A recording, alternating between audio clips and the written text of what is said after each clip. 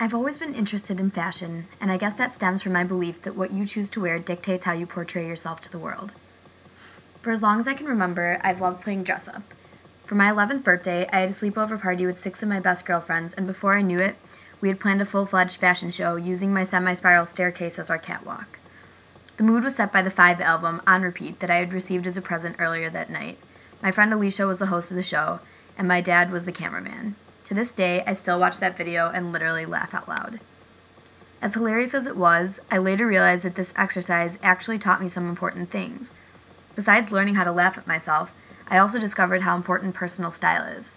Sheila Bridges, the founder of Sheila Bridges Design Inc., says, "Your personal style is evident in everything that you do, from the way that you dress to the things that you own, a leather coat, an album of great music, or a brand new automobile. All these choices represent your individual sense of what's beautiful and tasteful." I could not agree more. In high school, I became fascinated with high fashion designer collections and keeping up with what was in from season to season. While I couldn't afford what most of these designers were selling, I combined their ideas of what was cool with my own and established my own personal style.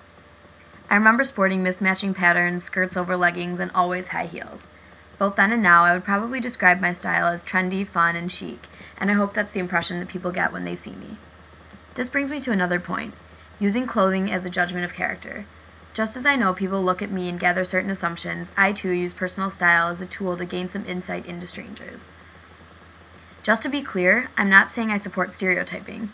You can't know a person just by the way he or she is dressed, and I'm not claiming that you can.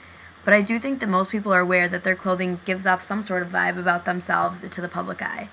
For example, if you see 2 random people on the street, one wearing all black and the other wearing bright, vibrant colors, you naturally view them in different lights, and that's probably what they intended.